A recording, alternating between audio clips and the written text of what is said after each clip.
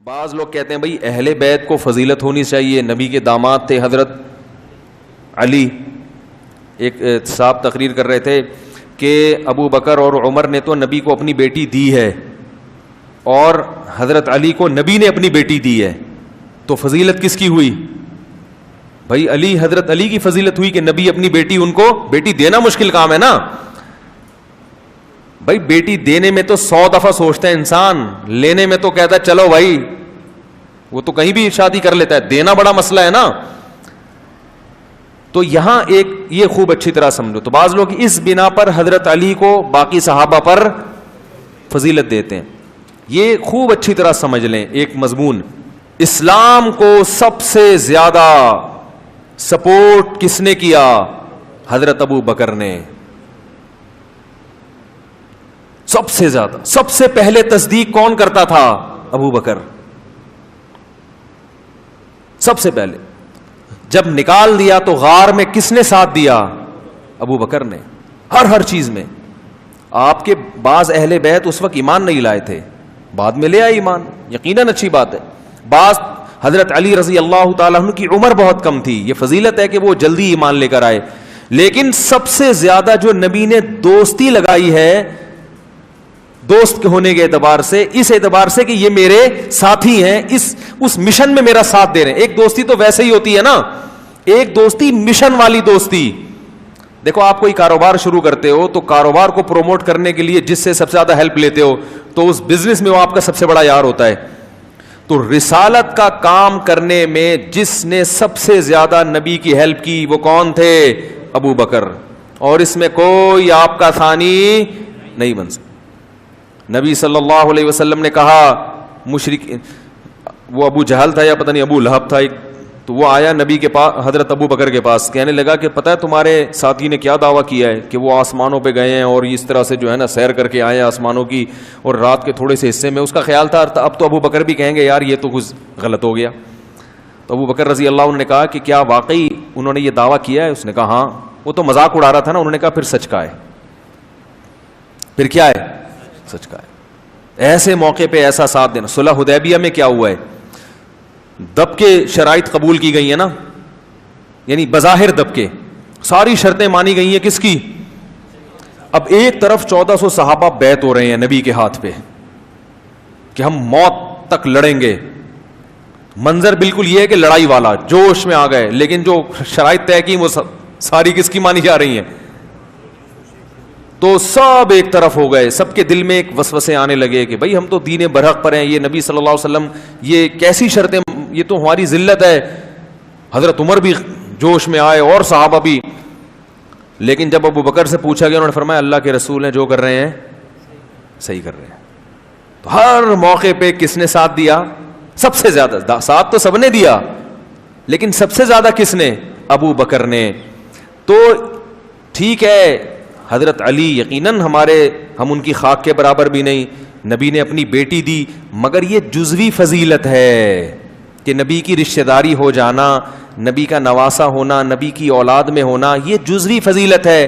کلی فضیلت کیا ہے کہ نبی کے مشن میں نبی کا ساتھ سب سے زیادہ کس نے دیا؟ تو یہ فضیلت کس کے حصے میں آئی ہے؟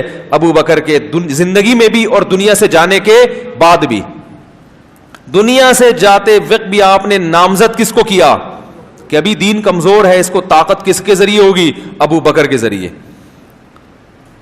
اور آپ نے فرمایا کہ لوگ ابو بکر کے علاوہ کسی کو قبول، لوگ کہیں گے کہ نبی کا جانشین کون ہے نبی کے مشن میں؟ سب یہ ایک بیک زبان ہو کر کہیں گے ابو بکر کے علاوہ کوئی نہیں ہو سکتا. سمجھ میں آ رہی ہے بات؟ تو نبی کے دنیا سے جانے کے بعد بھی سنبھالا کس نے دیا؟ نبی کے مشن کو کس نے؟ ہمارے نبی کی جو موت تھی وہ اتنا بڑا غم تھا صحابہ کے لیے کہ بہت سے لوگ حواس باختہ ہو گئے تھے. حالانکہ ایسے موقع پہ جذبات نقصان پہنچا دیتے ہیں. موقع مل جاتا ہے. صحابہ مان ہی نہیں رہے تھے کہ آپ کا انتقال ہو گیا ہے. حضرت عمر کتنے مضبوط تلوار لے کے کھڑے ہو گئے اور کہنے لگے من کانا، وہ کیا الفاظ ہیں کہ جس نے بھی یہ دعویٰ کیا کہ نبی کا انتقال ہو گیا ہے، اضرب عنقہ، اس کی گردن اڑا دوں گا میں. تو ظاہر ہے ایسے موقع پہ تو ایک حقیقت ہے نا, گراؤنڈ ریئلٹی ہے, اس کو تو ماننا چاہیے. تو عجیب حالت ہو گئی صحابہ کرام کی, بھائی یہ تو ہو ہی نہیں سکتا. لیکن ابو بکر جنہیں محبت سب سے زیادہ ہے تو وہ نبی کے مشن کو فوکس کر رہے ہیں, نبی کی ذات کو فوکس نہیں کر رہے. وہ سب کو جمع کیا انہوں نے, مسجد نبی میں خطبہ دیا, یا حالانکہ سب سے زیادہ غم کس کو ہو رہا تھا, لیکن جذبات کنٹرول میں, کہ نبی کے مشن کو فوکس کرنا ہے. بھائی نبی دنیا سے چلے گئے, اب یہ ذمہ داری ہمارے اوپر ہے. یہ بکھر گئے, اگر اس طرح کی باتیں شروع کر دیں تو یہ تو نبی کے مشن کو گویا بھول رہے ہیں. نبی کا مشن اللہ کی طرف بلانا تھا. تو کھڑے ہو کر خطبہ دیا, یا ایھا الناس, لوگو, من کان منکم یعبد محمدا فإن محمدا قد مات. دیکھو اگر تم میں کوئی محمد صلی اللہ علیہ وسلم کی عبادت کرتا تھا تو تحقیق محمد پر موت واقع ہو چکی ہے صلی اللہ علیہ وسلم. ومن کان منکم یعبد اللہ, اگر اللہ کی عبادت کرتے تھے, فإنہ حی لا یموت, وہ آج بھی زندہ ہے, اس پر کبھی موت واقع نہیں ہوگی. تو کیا ایسے موقع پہ ساتھیوں کو سنبھالنا یہ سب سے بڑی ذمہ داری ہوتی ہے. آپ صلی اللہ علیہ وسلم کتنا خوش ہوئے ہوں گے جب آپ کو پتہ چلا ہوگا میرے دنیا سے جانے کے بعد اس قوم کو سنبھالا کس نے ہے, ابو بکر نے سنبھالا ہے. کتنا خوش ہوں گے آپ. اور مصلی پہ کھڑا کس کو کیا نبی نے, ابو بکر کو. جب آخر میں بیمار ہو گئے تو کس کو مصلی پہ کھڑا کر رہے ہیں, حضرت عائشہ فرما رہی ہیں, یا رسول اللہ میرے والد ابو بکر کمزور دل آدمی ہیں, وہ آپ کی غیر موجودگی میں آپ کے مصلی پہ کھڑا ہونا برداشت نہیں کر سکتے. وہ تو برداشت ہی نہیں کر پائیں گے کہ یہ مصلی کس کا تھا, نبی کا. کسی اور کو کہہ دیں, عمر کو کہہ دیں, وہ مضبوط دل ہے, فلاں کو کہہ دیں, فلاں کو کہہ دیں. نبی نے اپنے داماد کو بھی نہیں کہا ایسے موقع پہ. یقیناً بہت بڑی فضیلت ہے, مگر نبی کیا کہہ رہے ہیں, انکن لانتن صواحب یوسف, تم اسی طرح ہو جیسے یوسف علیہ السلام کو عورتیں ورغلا رہی تھیں, بحث کر رہی تھیں, تم بھی میرے ساتھ کیا کر رہی ہو, یعنی تنگ نہیں کرو مجھے, اس میں بیمار ہوں, میں پہلے ہی پریشان ہوں, اور تم مجھے تنگ کر کر کے بار بار کہہ رہی ہو کہ ابو بکر نہیں کوئی اور. جب یہ ڈانٹ پلائی ہے نا نبی نے, پھر انہوں نے کہا نہیں بھائی کون کھڑا ہوگا مصلی پہ. یہ جو حساسیت تھی نبی کی کہ اپنی بیماری میں اپنے مصلی پہ ابو بکر کے علاوہ کسی کو برداشت نہیں کر رہے, یہ اشارہ کر رہے ہیں کہ میں جو مشن لے کے دنیا میں آیا ہوں اور اللہ نے پیغمبروں کو جس مشن کے لیے بھیجا تھا, میرے بعد وہ مشن کس کے پاس آ رہا ہے, ابو بکر کے ہاتھ میں آئے گا. مصلی, کیونکہ نبی کے لیے سب سے قیمتی جگہ نبی کا مصلی, تو اس مصلی پہ کون کھڑا ہوگا, ابو بکر. اور ابو بکر کے علاوہ کوئی عذر میں کسی کا بھی قبول کرنے کے لیے تیار نہیں ہوں. حضرت علی کو بہت بڑی فضیلت, داماد رسول ہیں, مگر یہ جزوی فضیلت ہے. جیسے موسیٰ کو علیہ السلام کلیم اللہ تھے, بہت بڑی فضیلت ہے, جزوی ہے.